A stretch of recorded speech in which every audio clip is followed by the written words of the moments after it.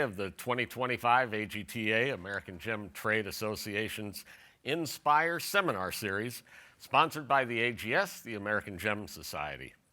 And now for some good news. On stage with us this hour is Brandee Dallow, president of the Ethical Metalsmiths.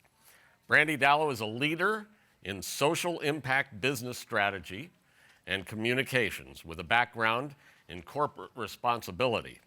She's the founder and president of Fine Girl Communications, where she partners with companies to develop strategies that align purpose with brand identity, driving measurable impact. You may know Brandee Dallow as having promoted sustainability standards and certifications for the Responsible Jewelry Council, the RJC. Currently, she's the Chief Communications and Sustainability Officer at Grandview Klein Diamonds. Brandee Dallow is a leader who serves on several nonprofit boards focused on ethical jewelry, strategic growth, corporate reputation, and business practices that include the United Nations Sustainability Development Goals, advocating for sustainability, women's empowerment, and responsible practices in the global jewelry industry. It is without question that our supply chain faces challenges like unsafe labor, mercury use, and habitat destruction. But many global initiatives are building a sustainable industry. Listen now to Brandee and be inspired by innovative projects and learn how to incorporate positive change into your business. Please join me in welcoming Brandee Dallow.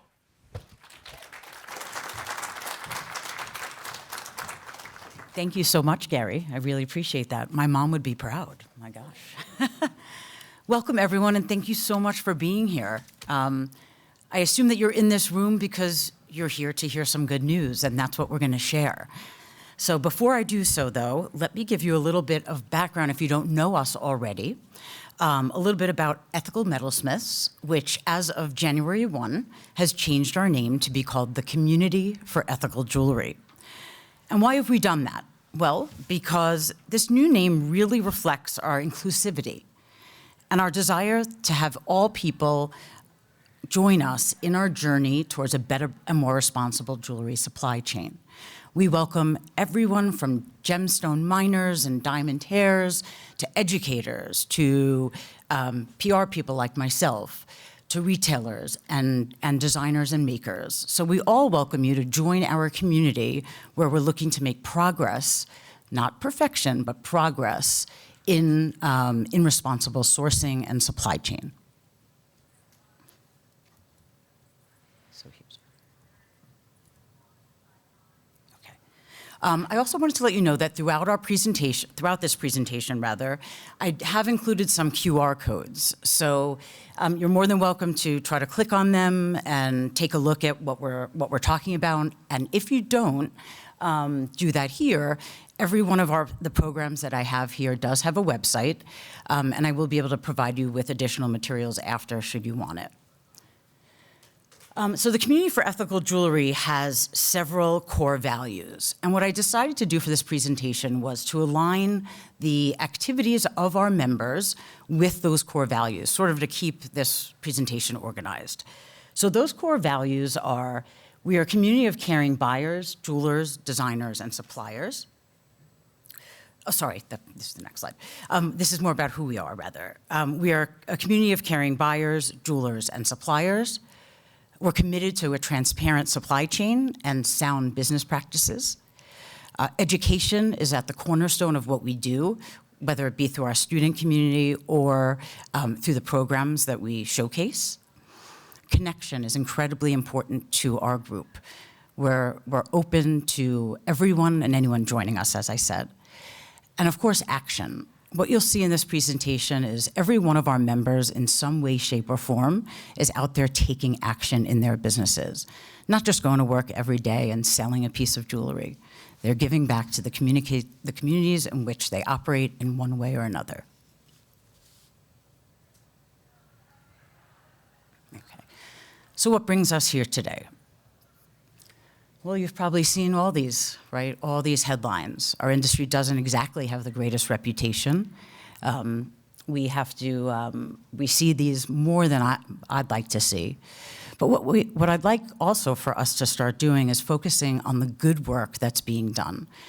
There are many major companies that stand up at these trade shows and promote all of the fabulous work that they're doing, but we don't do it enough at our level. So whether you're a one-person business, a three-person business, a 10-person business, a 50-person business, when you're doing the right thing, we need to talk about it because we have to combat a lot of what's being said out there.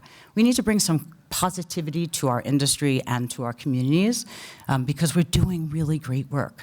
We just need to be talking about it more.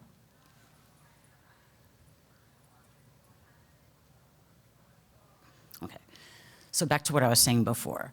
So what are we doing in the jewelry industry? And like I said, I decided I would do this through Ethical Metalsmiths, or the Community for Ethical Jewelry, through our core values, which are the following: community, social responsibility, transparency and responsible supply chains, professional and personal ethics and integrity, studio and office practices, lifestyle, education, and inclusiveness. And as I go through each one of our core values, I'll explain them a little bit, and I will cite examples. So this, if you want to scan this should lead you to our core values page. Okay.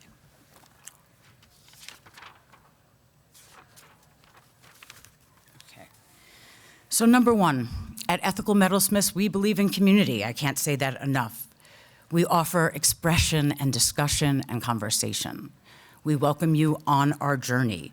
We have long-term relationships with our vendors, and we encourage that. We believe that we can meet change where it's happening. And here's one place that we welcome everyone to join us, which is our community circle. This is where our group gets together online. It's kind of like our WhatsApp, so you're welcome to join us on there. And this is our online platform where we're having conversations about today's issues, and we're discussing solutions that we're all coming up with and creating. Okay. Social responsibility. At EM, we believe in treating every person with dignity and respect. We strive to create a global level playing field. We provide a voice for stories beyond the materials, especially for those who cannot tell their stories. And we're accountable for ourselves, that's for sure. We're accountable for our sources, our customers, our suppliers, and our community in every action that we do. So one such example of this is one of our members, Susan Wheeler, who unfortunately just couldn't be here. She's working with an organization called the Mercury Women's Alliance. This is women in Zimbabwe in an area filled with artisanal mining of mainly diamonds and gold. And what has happened, unfortunately, you could see their mission and vision here, is that there's sex trafficking of women and girls going on in that region. And the women in that region, unlike us here in the States, don't realize or don't recognize that they have a choice, that they don't have to go along with what they're being told and where they have to go. And so what Susan's initiative with the Mercury Women's Alliance is doing is educating these women about laws and their choices and their value and what they can and cannot say no to. Susan also, and I'll mention this later, created the Responsible Jewelry Transformative and the Chicago Responsible Jewelry Conference. So in addition to the work that she did with the Alliance, she asked us at the Chicago Responsible Jewelry Conference last year if we would help support chicken coops for the women of the Mercury Women's Alliance. And we raised over $7,000 at the conference that all went back to building chicken coops for the women in Mercury that eventually will support them in food and in water and in education. And also we're looking to build billboards that give them access to education and knowledge on their human rights that they unfortunately aren't aware of. Okay. Our next value is transparent and responsible supply chains. And this includes reducing inequalities, illuminating the most responsible, transparent supply chains, and reducing environmental impact. We all believe in a supply chain where we're purchasing responsibly. So the first example I want to give of this is a member of our organization called Moyo Gems. We have Monica Stevenson here and Christina Villegas and Stuart Poole. Their companies are all involved in Moyo Gems, so they can tell you a lot better about the initiative, but I'll do my best to start. So Moyo Gems was born from an organization called PACT. It's a nonprofit in Washington, D.C., who went to Tanzania to meet with women miners to find out what they wanted, what was going to help them most with their businesses in their mining communities. So I just want to make sure I get this right. Moyo, I should tell you, means heart in Kiswahili, which is the dominant language spoken in the region. So when they went with GIA, they made sure to speak with the women in the language in which they understood. And that's why they often call Moyo Gems, gems from the heart. Moyo was created in 2018 by PACT, as I said. Monica's company is called Anza Gems. Stuart's is 1948. Everledger, a traceability company, was involved. And most importantly, the Tanzanian Women Miners Association, or TAWOMA. So the women miners really were involved in the formation early on of this program that I'll explain. They did have some funding from Brilliant Earth and the World Bank, because we do need money to get through this. And then they have new partners in PIAT and the Association of Women in Energy and Extractives in Kenya, which is called Awake. So just to take a step back, PACT has a unique mining program, in that they only deal with artisanal miners. So we're used to hearing a lot about the large mining companies. PACT's commitment is to artisanal miners, and there's about 80,000 to 200,000 artisanal miners out there. While in Tanzania, the group conducted interviews with female miners and talked to them about how do they get access to buyers, how do we get them predictable access to buyers of the gemstones that they were mining, how do they get paid, and what do they deserve to get paid? And what are the best practices in the mining while they're on the ground? Okay, so for Moyo Gems, they created a buying day for the women after educating them. So this is an example, this is a sample of the path to market on how they work with the miners. If anyone wants to take a picture, I believe you're more than welcome. So as you can see, it begins with the donor investment. It goes through education on the ground for the women miners. They provide the health and safety training and the materials that they need, and educate them. And then the whole story comes together by providing these buying days where they bring in designers and buyers of the gemstones so the women actually get to sell the product at a fair value and a fair price. So there are a few rules of the program for those who do want to, and by the way, I should have said this up front. I do encourage everyone to look at these programs, the reason why I'm sharing them, and think about how can you either join them or replicate them, because we don't have to start over on every project. But what we can learn from these things is best practices that we can bring into our own businesses. And so here are some rules that they have for this program that I think are worth thinking about if you create your own. So the first is live in the village or the area in which you're helping the women. So the women in this village all have to live, the women in the program all have to live in the Tanga village in Tanzania, or in the target areas of Taita, am I pronouncing that right? Okay, Taita, Taveta, and Kwale in Kenya. Everyone has to attend a free half-day GIA course to learn about gemstones. So education, we know knowledge means power, right? So by educating the women on the ground, they feel more comfortable in selling the gemstones at the end of the day. They also have to attend a free occupational health and safety program.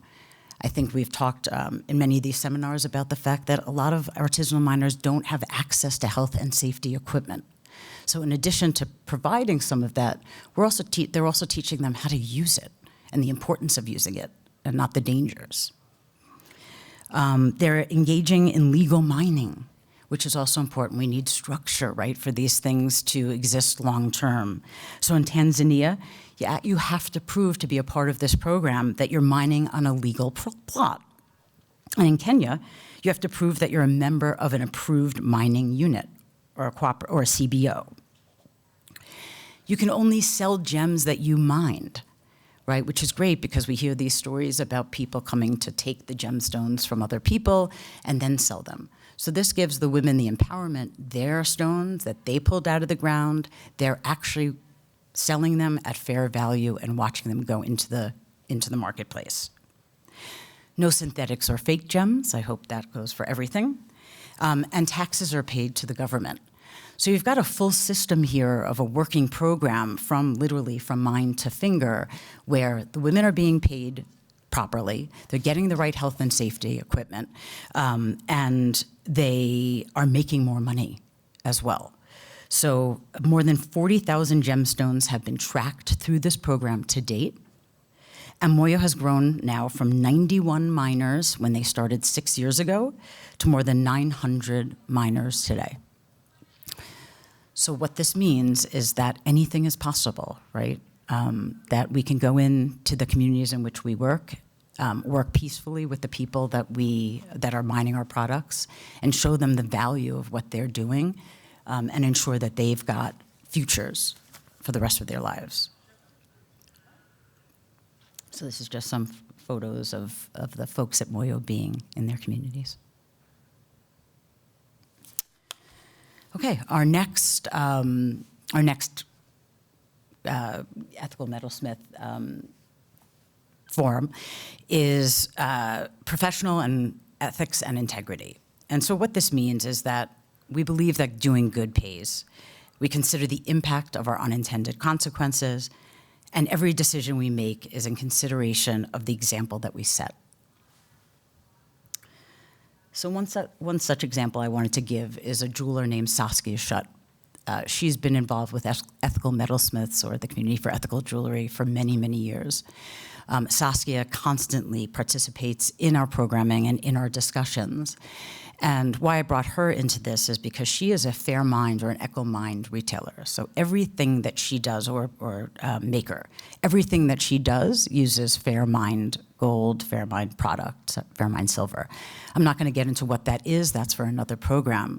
But my point is, Saskia has integrated every bit of possibly being responsible into her business. And what she also continues to do is give back to our community by teaching, by explaining, and by also going back to the mines and constantly checking on her supply chain. Okay. Studio and office practices. So what we do also is important at home. So the example that I'd like to give you here is from our member, Deborah Navarro. Deborah is, and her partner, Karani, are really at the beginning of their supply chain journey. But they've dedicated their business from day one to really understanding where their product comes from and how can they make a difference. And so I wanted to use this example as sort of like the basic of questions that one needs to begin to ask if you want to be a responsible jeweler. And that's what they're doing. So first, they've joined the responsible jewelry community, right? So they can network like you all are doing. Deborah has gone to the mines to meet with the miners and has joined other nonprofits to understand what's happening on the ground. And one of the things that I learned recently in terms of is the importance of asking questions. So Deborah's team is on the ground asking questions about everything. So whether it's about where they're getting their materials or how their materials are being made, to, here's the important point, transportation is something that we don't often think about. But we have a huge footprint, right, on our environment because our goods are constantly being shipped around the world. So I encourage you to think about what Deborah's team is doing and look at where you're buying your materials, how you're getting them here. Are they coming by flight? Are they coming by boat? Who is shipping them? Is it being done in an ethical and responsible way? We don't often think about how much our product moves around the world, but it is important to try to think before we act and consider moving things in different, more environmentally friendly ways. Lifestyle. So at Ethical Metalsmiths, or the Community for Ethical Jewelry, we believe in applying our responsible practice business philosophy to every area of our life. So we don't just sit here or stand here at the show and talk about responsibility. We live it. We live it at home. We live it when we're hanging out with our friends, et cetera. I always say to people that the thing about the responsible jewelry journey is once you step on, you can't ever turn around and go back. So step on.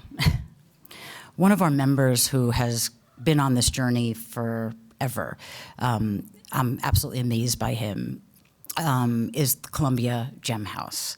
And he has a program, 2 different programs that are very environmentally concerned, or reflect his efforts to help with climate change. So the first is the Pebbles to Pines from Columbia Gem House. I just want to catch up on my notes, excuse me.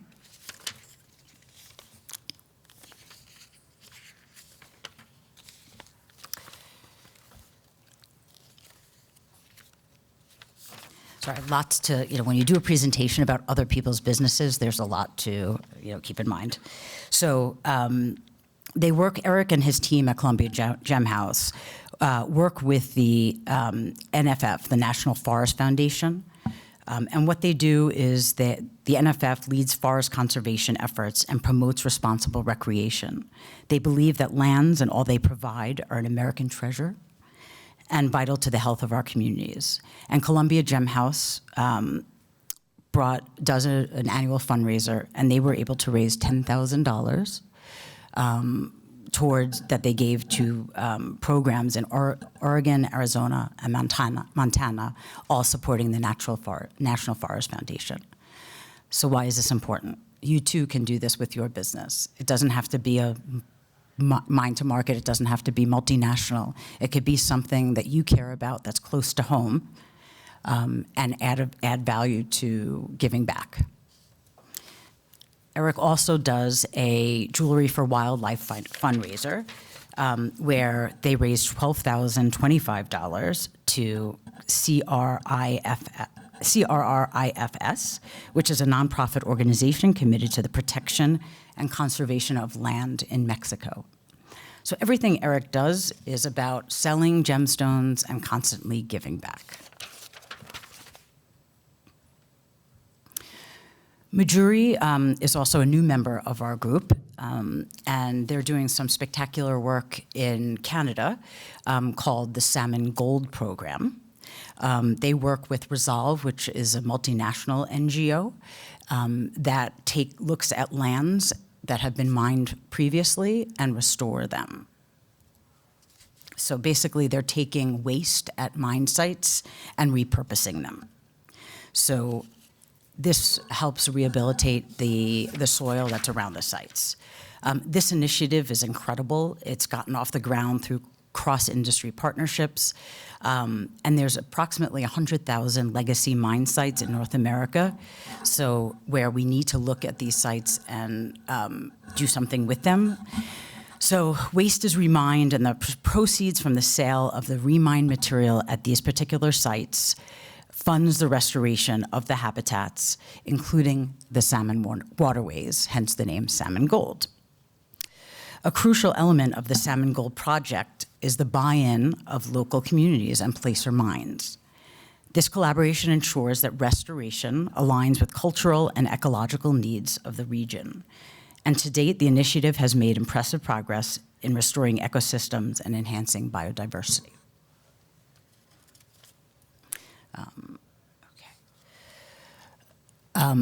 Another example of wonderful work being done by our members and a returning board member now, Jennifer Dawes, is Jennifer had a kind of a moment where she was learning about the monarch butterflies. And she learned about, and she was very struck by the fact that they were becoming extinct and how important they are to our environment and our society. Jennifer discovered the Xerces Society, where, sorry, I get ahead of myself and then I can't remember exactly what we're, where they're helping people create pollinating gardens and habitats to bring back these monarch butterflies and ensure that they don't become extinct. So every time at retail, a piece from the Kingdom collection, which is magnificent, you can see it here, is sold, a percentage goes to the Xerces Society and therefore helps get these monarch butterflies off the endangered species list.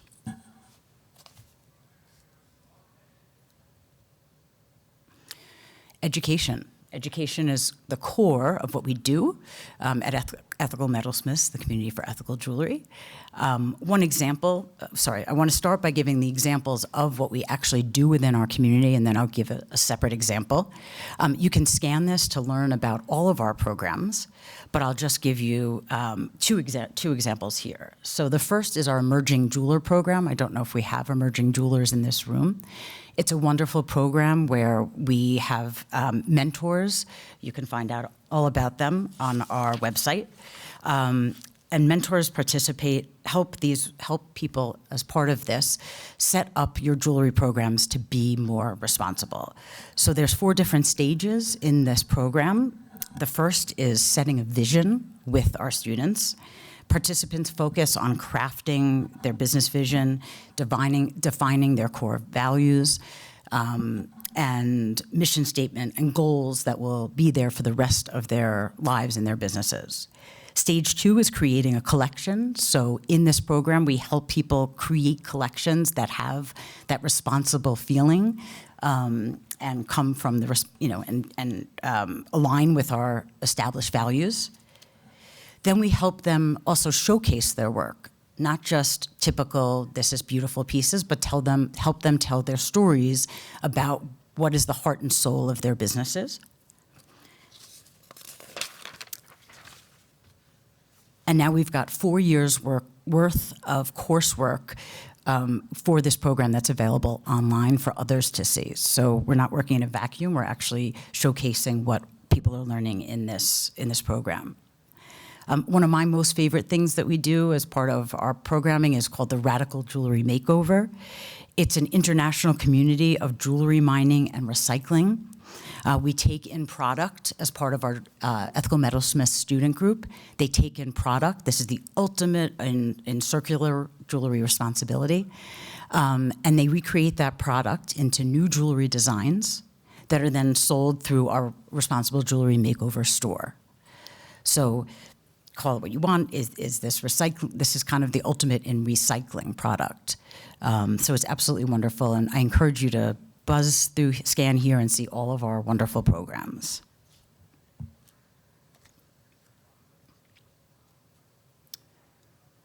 We also have an example of, going back to Susan Wheeler, of the Chicago Responsible Jewelry Conference. If you haven't been yet, this is a wonderful educational 2-day program, which is also coming up in 2025 in October, where they bring in tons of these kinds of stories, double if not triple the amount.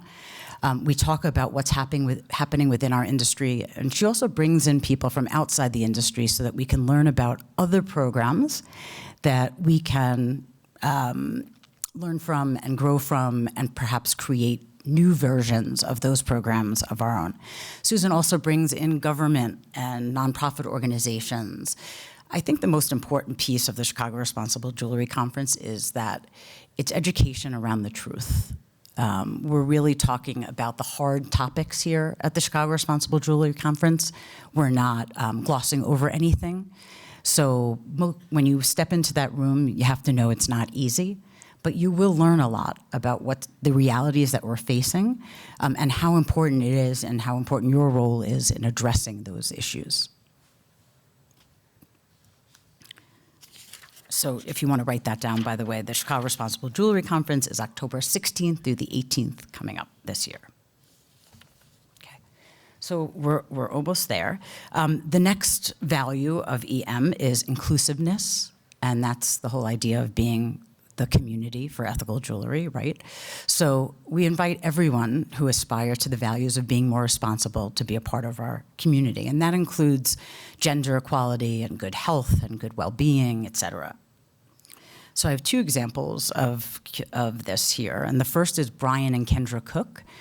They've been a part of the community for ethical jewelry for many years. Different than what we often hear about our community in terms of helping in Africa, Brian's actually based in Brazil. So Brian and Kendra not just work there, but they live there. And Brian's working with all the miners in the community in which he works, not only to help them mine responsibly and provide the right mining equipment, but now he's working with them on sustainable agriculture. So he's helping them build and grow their businesses, and also when times get tough, learn farming as well, so that they have multiple ways of earning a living. Brian has a new program called Academia de Serra, so he's looking to expand on what he's doing. And I actually got to, when I was preparing for this presentation, Brian has a whole new team around him, and so I wanted to acknowledge his growth. And he has a young man who said something that I felt was worth repeating. He said, "I've worked for a large nonprofit organization on expensive top-down projects in West Africa and Latin America, where we spend millions of dollars on solutions that sometimes felt disconnected from the wants and cares of local communities. What attracted me about the Academia de Serra project is that it was the complete opposite. The project was developed in collaboration with the local mayor, the regional government, and most importantly, the miners. It's a scrappy, bottom-up approach that can grow organically and will be owned by the community itself." So I kind of look at this like the Moyo program as well, where you got to get on the ground and really participate with the people that are there, really understand what you need, which is what Brian and Moyo are doing. And that's really the only way to grow a long-term sustainable business for the folks that are mining our product. Emily Felipe I think you're here, of Emily Chelsea Jewelry, is doing an amazing program that this was one of the last things that I learned and was super impressed and love it. So you could see that Emily has put up billboards around Philadelphia where her company is. And Emily's entire business philosophy at her store is inclusivity and gender inclusivity and openness for the queer community.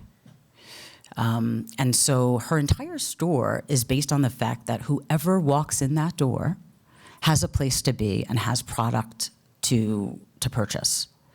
So it's not just about style, it's about the human being and the human element. And whatever's gonna make you happiest when you walk into that store is what Emily and her team are gonna show you.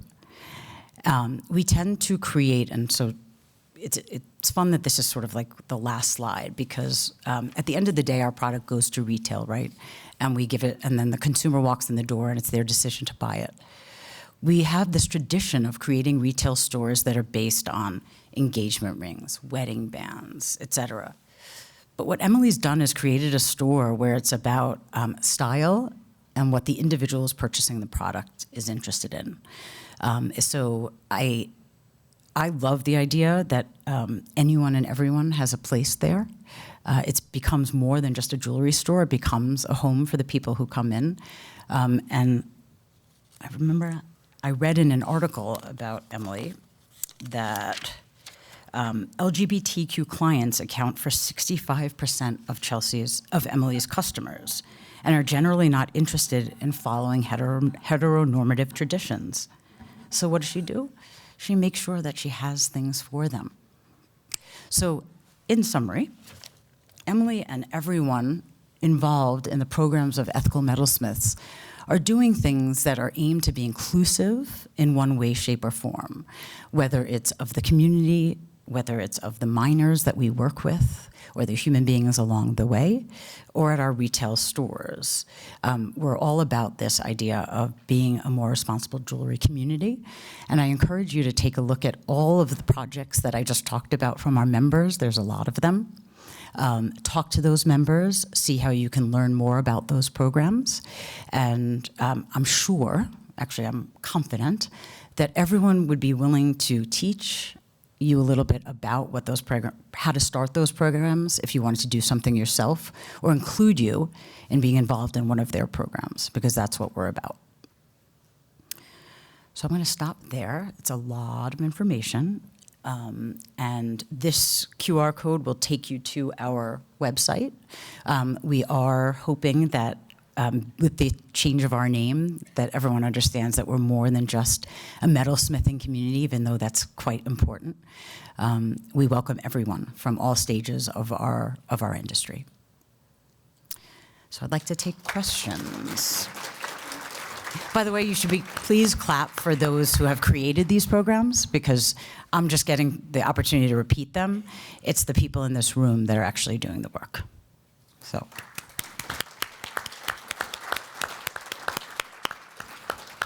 Questions for Brandee?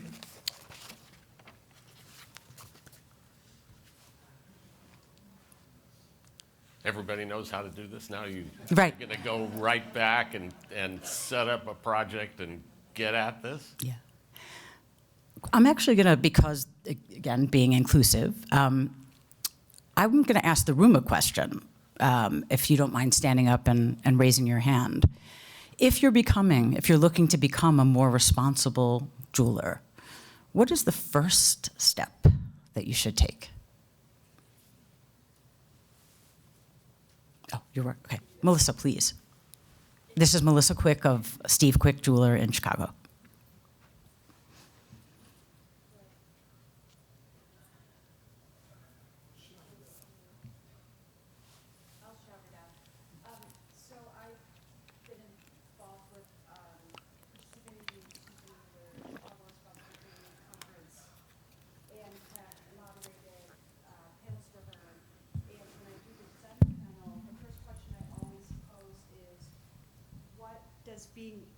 What does being responsible mean to you? Because you have to identify that, and you have to figure out what boxes you want to check to go down the path of what you find meaningful and what you find responsible. So for me, that's the starting point, and that's where I encourage. We can't go from 0 to 100. We have to take steps before we can run. And if we identify the thing that we find most meaningful in terms of responsibility and what being responsible means for us, that's the starting point. That's the first step. I agree wholeheartedly. And I also think in these examples, what's neat is that's at the core of all of this, right? Is someone saying, what is most important to me? What are my core values? And how can I create a program that expands on those original values? And so that's why you have so many different kinds of programs to sort of choose, a menagerie of programs to almost choose from, depending on what matters to you, whether it's protection of the environment or protection of human beings, or of the extractive community. It's really looking at what's at the heart of who you are, and therefore what you want to reflect from your business. Anyone else want to help give us ideas of where to start?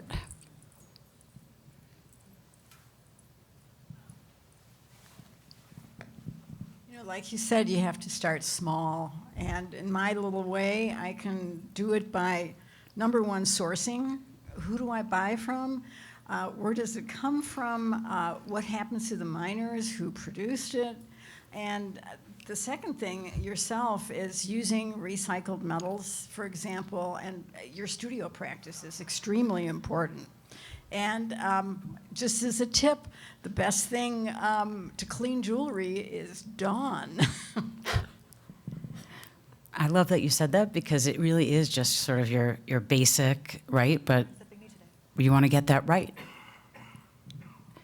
I'm sorry, can you also just say who you are and what your company is?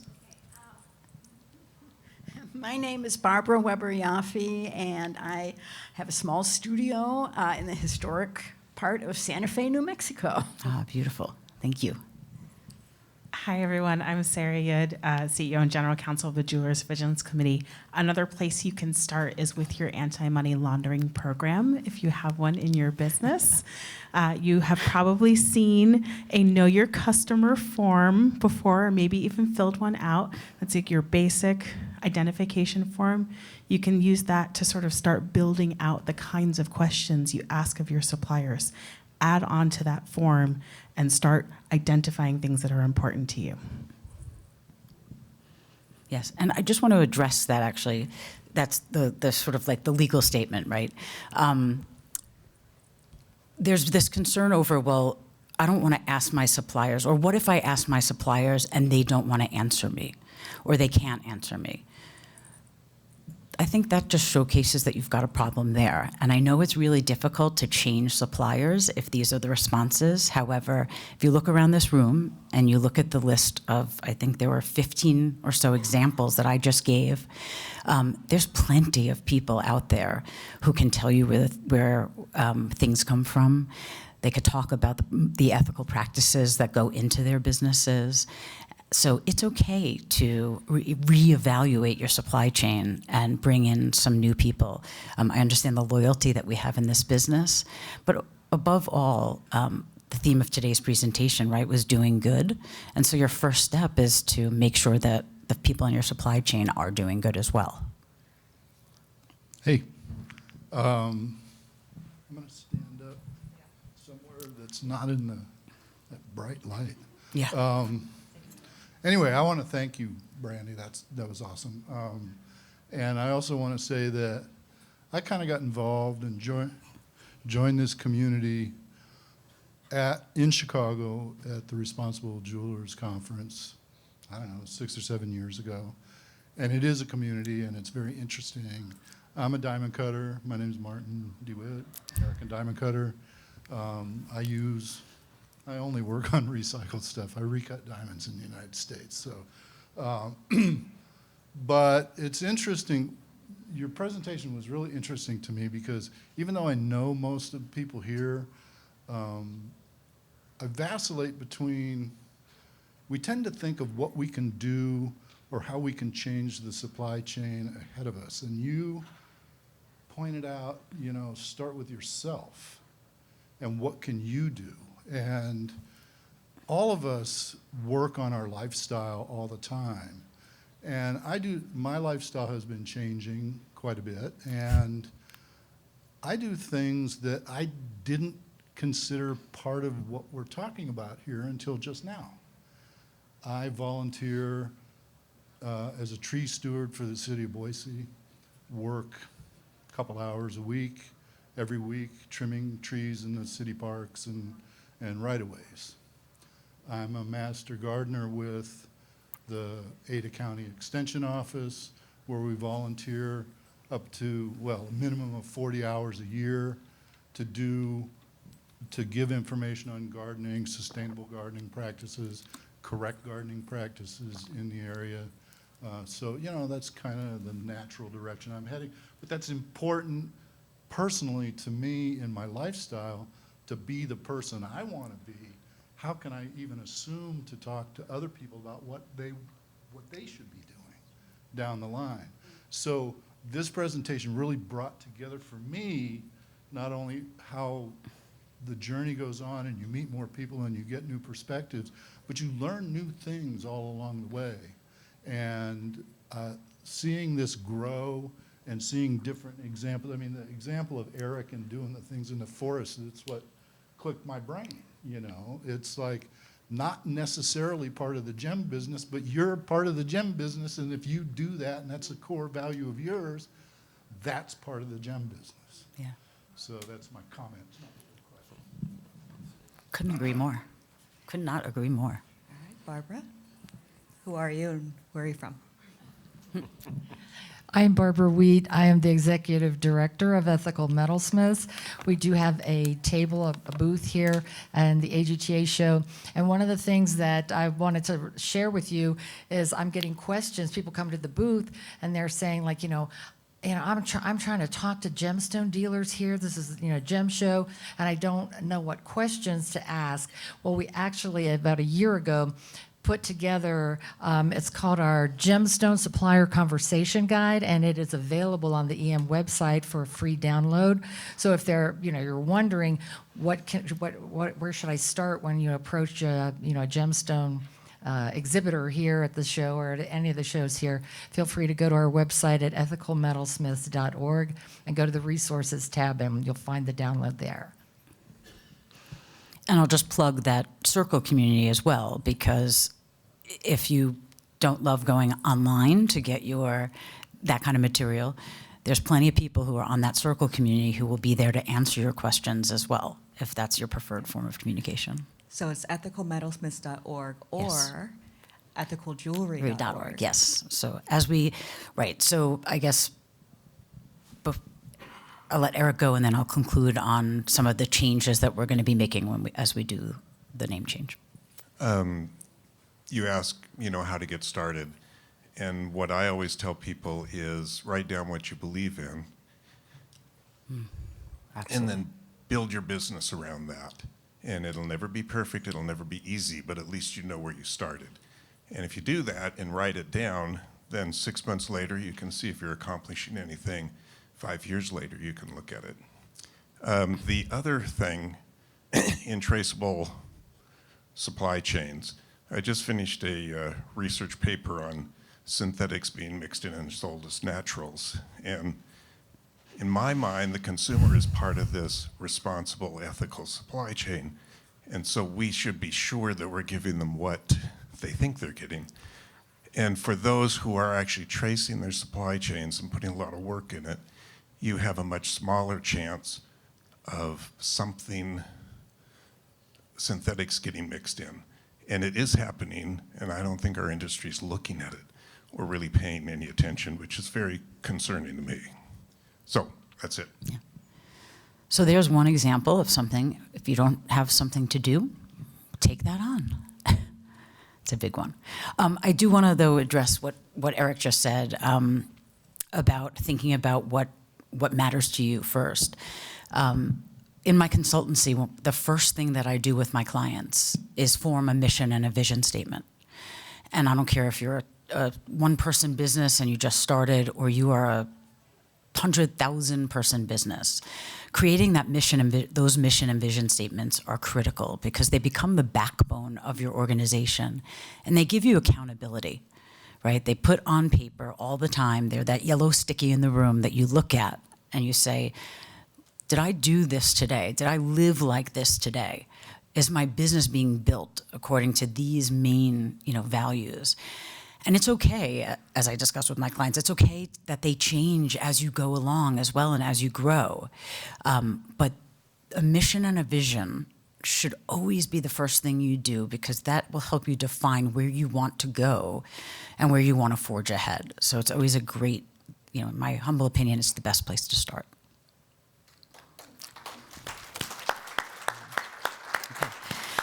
So just in summary, follow us. We are, as I said, we've changed our name.